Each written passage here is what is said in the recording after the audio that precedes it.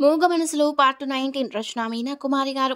రాత్రంతా కలవరిస్తూనే ఉంది మాన్విత. మైండ్లో గత జ్ఞాపకాలు గుర్తుకొచ్చినప్పుడు తట్టుకోలేని ఎమోషన్స్ వస్తూ ఉంటాయి. పేషెంట్లో దగ్గరే కూర్చొని ఎప్పటికప్పుడు బీపీ చెక్ చేసుకుంటూ పల్స్ రేట్ చూసుకుంటూ ఆమె తల నిమురుతూ దగ్గరకు తీసుకుంటూ ఎంతో తంటాలు పడుతూ ఉన్నాడు గౌతమ్ నంద. అప్పుడే కాస్త నిద్రపోయింది. ఉదయం 4 గంటలవుతోంది. గౌతమ్ నంద ఫ్రిడ్జ్లో ఉన్న పాలు చక్రకేళి వేసుకొని మిక్సింగ్ చేసి తాగాడు. అప్పుడు కాస్త నీరసం తగ్గింది గౌతమ్ నందాలకు. నిజానికి రాత్రి కలలో గౌతమ్ అని పిలవగానే పాత జ్ఞాపకాలలో తనే ఉన్నానన్న ఆనందంతో ఆమెలో ఐక్యమైపోవాలి అనుకున్నాడు కాసేపు. కానీ ఆమె పరిస్థితిని గమనించుకొని తనను తాను నిగ్రహించుకుంటూ రాత్రంతా కాపలా కాయడం, శ్రమతో ఎప్పటికప్పుడు ఆమెకు టెస్టులు చేయడం గౌతమ్కు చాలా రెస్ట్లెస్గా అనిపించింది. రూమ్లో బీటర్ శబ్దానికి మహేష్ వర్మ గారు డోర్ నాక్ చేసి లోపలికొచ్చారు. గౌతమ్ నందాని చూసి, అసలు నిద్రపోతున్నట్టు లేవు ఈ మధ్యన, కాసేపు నేను ఉంటాను, నువ్వు పడుకో గౌతమ్ అని చెప్పారు. గౌతమ్ స్లీపింగ్ పిల్ వేసుకొని పడుకున్నాడు.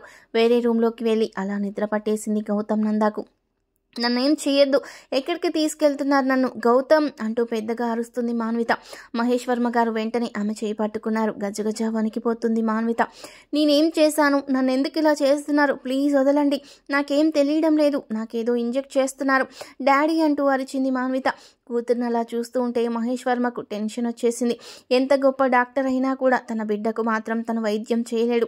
వైద్య వృత్తిని ప్రేమతో చేసేవారికి మాత్రం అది చాలా కష్టం. ఆమెకు వీపీ చెక్ చేస్తూ ఉంటే ఆమె విసిరి కొట్టింది. చాలా బలంగా నెట్టి పారేస్తుంది. ప్రతిరోజు గౌతమ్ నంద ఎలా పట్టుకుంటున్నాడు అని అనుకున్నాడు ఒక్క క్షణం మహేష్ వర్మ గారు. మాన్విత తలపై చేతులు పెట్టి ప్లీజ్ కంట్రోల్ కంట్రోల్ మాన్విత అంటూ ఉన్నారు మహేష్ వర్మ గారు. తన చేతులతో మహేష్ వర్మ గారి ముఖాన్ని గోళ్లతో రక్కేసింది మాన్విత. ఏం చేశాను నేను మిమ్మల్ని, ఎందుకు నన్ను ఇలా చేస్తున్నారు, నేను వెళ్ళిపోతాను ఇండియా, నా గౌతమ్ దగ్గరికి వెళ్ళిపోతున్నాను, నన్ను వదిలేయండి అంటూ అరుస్తూ ఉంది మాన్విత. వేరే రూమ్లోకి వెళ్ళి నిద్రపోతున్నాడు గౌతమ్ నంద. పిల్లల వల్ల మెలకు వచ్చింది శ్రీనాథ్ వర్మ. పరుగునొచ్చాడు. ఏమైంది డాడీ అంటూ పెద్దగా అరుస్తూ తన జుట్టు లాగేసుకుంటుంది మాన్విత. నా కాళ్ళు పట్టుకోకండి దయచేసి, ఎందుకు నా బట్టలు లాగకండి, ప్లీజ్ నన్ను వదలండి అంటూ పెద్దగా అరుస్తుంటే బాధతో ఏడ్చేశారు శ్రీనాథ్ వర్మ, మహేష్ వర్మ గారు. ఇక తప్పక వేరే ఇంజెక్షన్ తీసి ఇచ్చారు మహేష్ వర్మ గారు. విపరీతమైన ఎగశ్వాస పీలుస్తూ ఒక రకమైన అరుపులు అరుస్తూ నిద్రలోకి జారిపోయింది మాన్విత. శ్రీనాథ్ వర్మకు కళ్ళు ఎరిపెక్కిపోయాయి. డాడీ ఏం జరిగింది అసలు మాన్వితకు అంటే ఎవరైనా ఏమైనా అని ఇకపై అడగలేక ఆపేశాడు శ్రీనాథ్ వర్మ. తల పట్టుకొని మహేష్ వర్మ గారు కళ్ళు తుడుచుకుంటూ, నేను ఎంతోమందికి వైద్యపరంగా సేవలు చేశాను, ఎంతోమందిని చక్కగా తీర్చిదిద్దా, ఈరోజు నా కూతురు పరిస్థితి చూసి మాత్రం తట్టుకోలేకపోతున్నాను రా శ్రీనాథ్ అంటూ తల మీద చేతులు వేసుకుని ఎప్పుడూ లేనట్లుగా విపరీతంగా బాధపడిపోతూ ఉన్నారు మహేష్ వర్మ గారు. గౌతమ్ ఏడి డాడీ అన్నాడు శ్రీనాథ్ వర్మ తండ్రి కళ్ళు చూస్తూ. ఆ రూమ్లో నేనే పడుకోమన్నాను శ్రీనాథ్, పాపం గౌతమ్ నంద కంటి నిండా నిద్రపోయి ఎంతకాలం అయ్యిందో. అతని ఓర్పుకు జోహార్లు. నిజానికి అతనికి ఏం పని, చిటికేస్తే ఆనందకరమైన జీవితం మొత్తం అతని కళ్ళ ముందుంటుంది. కానీ నా బిడ్డ మీద ప్రేమతో అతను చూపిస్తున్న ఆ ఆదరణకు మనం ఎలా రుణం తీర్చుకోగలం.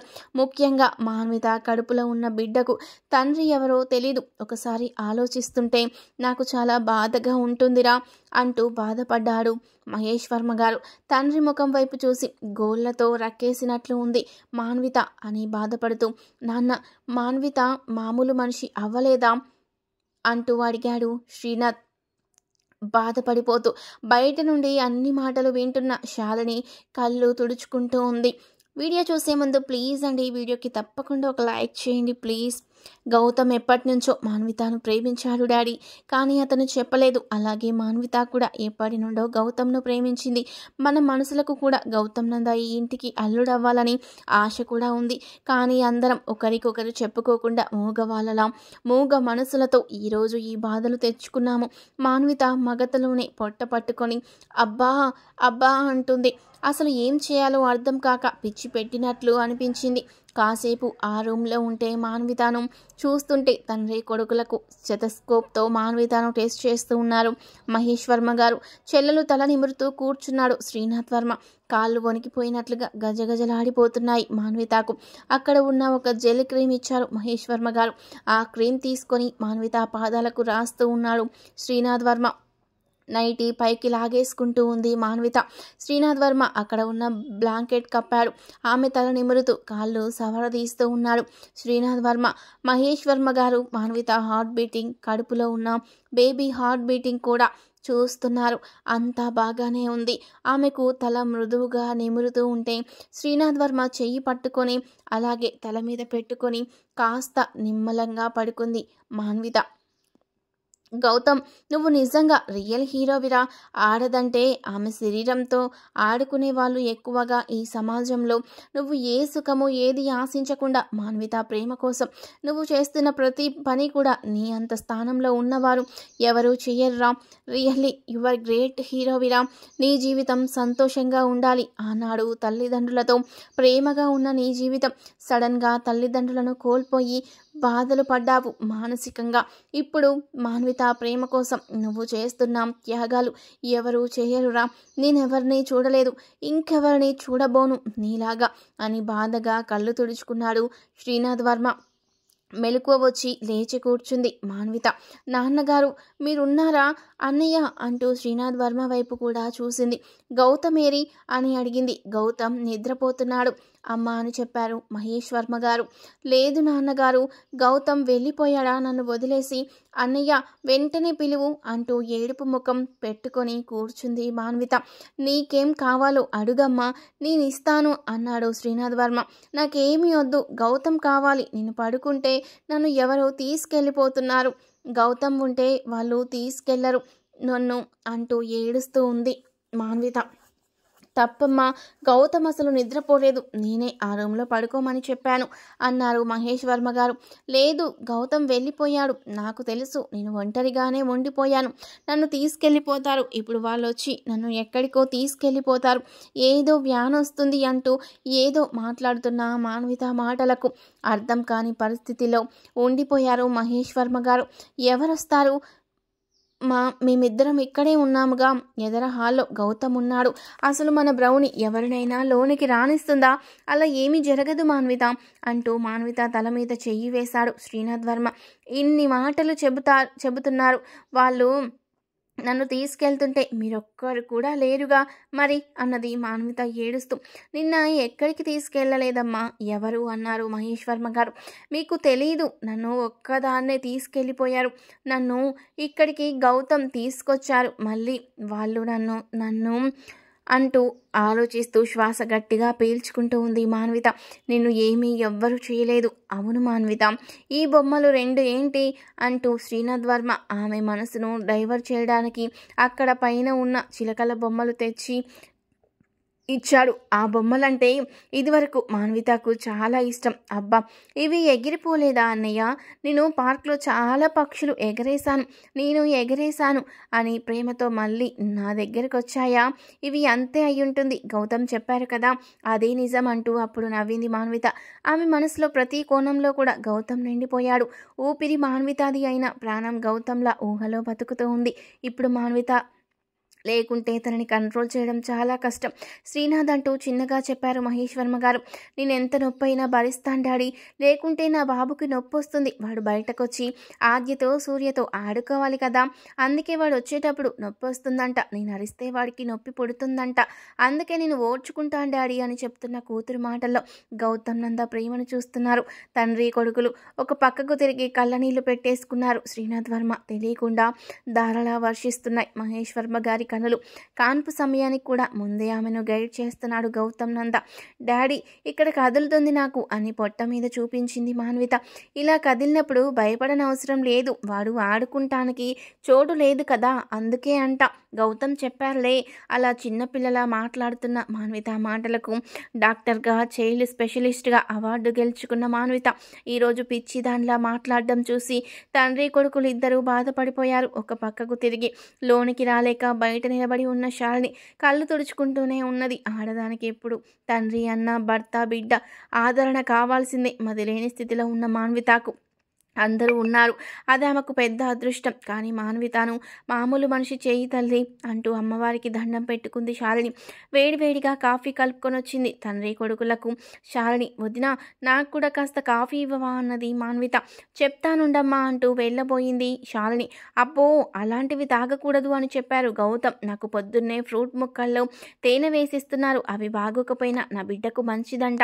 అందుకనే నేను తినాలంట. తల్లిని కదా, అలాగే తినాలి అని చెప్పారు గౌతమ్. నేను కడుపులో ఉన్నప్పుడు మా అమ్మ అలాగే తినేవారట అని చెబుతూ ఉంది మాన్విత. అన్ని విధాలా మాన్వితను గైడ్ చేస్తున్నాడు.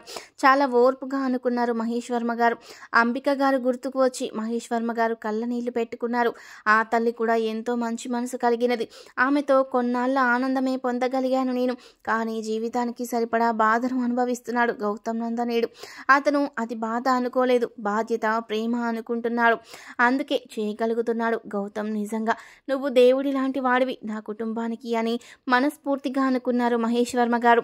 పళ్ళ ముక్కల్లో తేనె వేసి తినిపిస్తున్నాడు శ్రీనాథ్ వర్మ మాన్వితకు. మహేష్ వర్మ గారు గౌతమ్ నంద పడుకున్న రూమ్లోకి వెళ్ళి చూశారు. ఆదమరచి నిద్రపోతున్నవాడు గౌతమ్ నంద.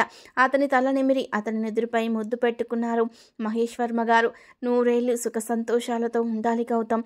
ఈ ప్రేమ ఫలించాలి. నీ మనసులో ఎటువంటి బాధ ఉండకూడదు అని అనుకుంటూ బయటకొచ్చారు మహేష్ వర్మ గారు. స్లీపింగ్ పిల్స్ వేసుకుంటే కానీ నిద్రపోలేదు గౌతమ్ నంద. బాధ్యతలో అంత గట్టికుడు. డాడీ గౌతమ్ని పిలవండి అంటూ చెప్పింది మాన్విత. అన్నయ్య పిలువ గౌతమ్ని అన్నది మళ్ళీ. గౌతమ్ క్లినిక్కి వెళ్ళారమ్మా, పేషెంట్ ఎవరో వచ్చారంట, చూసి వచ్చేస్తారు అని చెప్పాడు శ్రీనాథ్ వర్మ. నిజమే, ఫ్రెండ్ పడుకున్నాడు బిల్లలు వేసుకొని. కాస్త రిలాక్స్ అయితే కానీ గౌతమ్ నంద కాస్త ఫ్రీ అవుతాడు అనుకుని అలా చెప్పాడు శ్రీనాథ్ వర్మ. నాకు నిద్ర వస్తుంది, మరి నీ ఒడిలో పడుకోనా అన్నయ్య అని అడిగింది మాన్విత. అలాగేరా అంటూ ఒడిలో దిండు వేసుకొని ఆమెను పడుకోబెట్టుకున్నాడు శ్రీనాథ్ వర్మ. అలాగే చూస్తూ ఉన్న శ్రీనాథ్ వర్మను నా తల నిమురుతూ నువ్వు పాట పాడు, అప్పుడు నేను నిద్రపోతానన్నది మాన్విత. గౌతమ్ ఒక తల్లిలా మరి నా చెల్లెలకి ఇంత సేవ చేస్తున్నాడు కాబోలు అనుకున్నాడు శ్రీనాథ్ వర్మ. అక్కడున్న టేప్ రికార్డర్లో ఒక సాంగ్ పెట్టాడు శ్రీనాథ్ వర్మ. మాన్విత తల నిమురుతూ ఉంటే ఆమె చల్లగా నిద్రలోకి జారిపోయింది. ఏం చేయాలో అర్థం కావడం లేదు.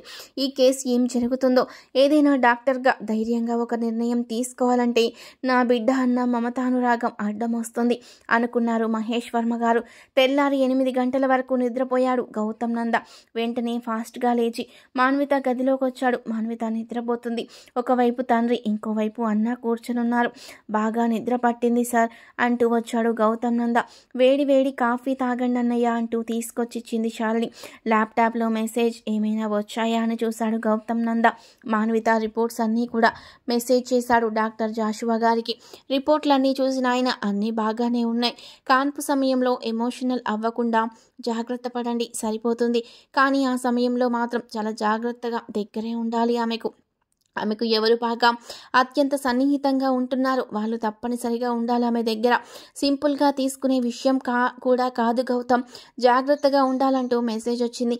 8వ నెల ఆమెలో వస్తున్న ప్రెస్టేషన్కు సంబంధించిన ఇంజెక్షన్స్ పేరుని పెట్టారు మెసేజ్లో.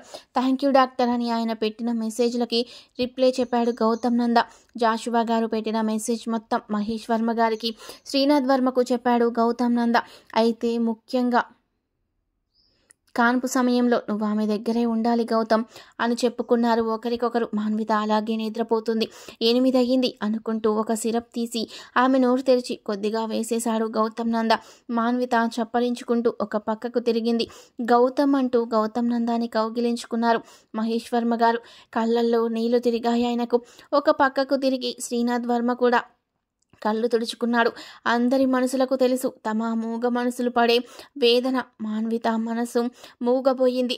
చలాకీగా ఉండే మాన్విత, బంగారం లాంటి మనిషికి అమృతం వంటి మనసున్న మాన్విత నేడు మౌనంగా అయిపోయింది. ఆ విషయానికి గౌతమ్ నంద కళ్ళల్లో కన్నీళ్లు తిరిగాయి. మాన్విత లేచాక ఆమెకు శుభ్రంగా స్నానం చేయించింది సిస్టర్. ఆమె స్నానం అయ్యే వరకు కూడా గౌతమ్ నంద అక్కడే ఉంటున్నారు. డాబా మీదకు తీసుకువెళ్ళాడు మాన్వితను గౌతమ్ నంద. బ్రౌనీ కూడా పైకి పరిగెత్తింది. మాన్విత పాదాలు నాకుతుంది ప్రేమతో. మాన్విత మీదకు ఊరికేది ఇదివరకు రోజుల్లో. అయితే ఇప్పుడు మాన్విత ప్రెగ్నెంట్గా ఉండేసరికి అది కూడా గమనించుకొని నోరు లేనిదైనా కూడా తన విశ్వాసాన్ని తెలుపుతుంది ఈ బ్రౌనీ. వీడియో చూసే ముందు ప్లీజ్ అండి ఈ వీడియోకి తప్పకుండా ఒక లైక్ చేయండి ప్లీజ్. మాన్వితకు ఎంతో ఇష్టమైన పాటలు పెట్టాడు గౌతమ్ నంద. ఓ మనసా తొందరపడకే, 10 మందిలో అల్లరి తగదే, కనుచూపులు కలిసే వేళ నా మాటలు కొంచెం వినవే, వరం ఇచ్చిన దేవుని కోసం ఆ పాట వింటూ మైమరచిపోయినట్లుగా నవ్వింది మాన్విత. నీకెందుకే ఈ తొందర అంటూ పాట పాడింది చిన్నగా మాన్విత. ఎక్స్టెండ్ అనుకుని చప్పట్లు కొట్టాడు గౌతమ్ నంద. అప్పుడే అక్కడికి వచ్చిన శ్రీనాథ్ వర్మ సంతోషపడిపోయాడు. మంచు కురిసే వేళలో మల్లె విరిసేదెందుకో, మల్లె విరిసే మంచులో మనసు మురిసేదెందుకో. ఆ పాటను ఇంకా ఆనందంగా వింటుంది మాన్విత. పిల్లలిద్దరూ పైకొచ్చి డ్యాన్స్ చేస్తూ తిరుగుతున్నారు అత్త చుట్టూ. వారితో పాటు బ్రౌనీ కూడా కాళ్ళు పైకెత్తి అందంగా తిరుగుతూ ఉంది. పిల్లలు అలా ఎగురుతుంటే ఆనందంగా అనిపించింది మాన్వితకు. బ్రౌనీని చూసి మరింత సంతోషం కలిగింది మాన్వితకు. ఆమెలోని నవ్వు, ఆనందాన్ని చూసిన బ్రౌనీ మాన్విత వైపే సంతోషంగా చూసుకుంటూ ఉంది. ఇంతలో శాలిని వచ్చింది. మళ్ళీ పాట పెట్టి పిల్లలు డ్యాన్స్ వేస్తున్నారు. శాలిని చెయ్యి అందించింది మాన్వితకు. చిన్నగా లేచి పిల్లలకులా చిన్నగా డ్యాన్స్ వేయడం మొదలుపెట్టింది మాన్విత. ఒక రకమైన భయంతో గౌతమ్ నంద పక్కనే ఉన్నాడు. శ్రీనాథ్ వర్మ ఆనందంతో చప్పట్లు కొడుతూ ఉన్నాడు. వెస్ట్రన్ మ్యూజిక్ పెట్టాడు శ్రీనాథ్ వర్మ. ఒకరోజు ఆ వెస్ట్రన్ మ్యూజిక్ పెట్టుకుని రూమ్లో గౌతమ్ నంద, శ్రీనాథ్ వర్మ ఇద్దరూ లైట్గా డ్రింక్ చేసి డ్యాన్సులు వేస్తూ ఉంటే కిటికీల నుండి చూసిన మాన్విత ఒకటే చప్పట్లు, నవ్వులతో కేరింతలు కొట్టింది. ఇరగదీస్తున్నారుగా డ్యాన్స్, నేను ఎప్పటి నుండో చూస్తున్నాను. అమ్మో, మీ ఇద్దరి దగ్గర చాలా టాలెంట్ ఉంది అంటూ నవ్వేసింది ఆ రోజు మాన్విత. తర్వాత మాన్విత మధ్యలో నిలబడి ఉంటే ఒకవైపు అన్న, మరొక వైపు గౌతమ్ నంద ముగ్గురు కలిసి డ్యాన్స్ వేశారు అందంగా.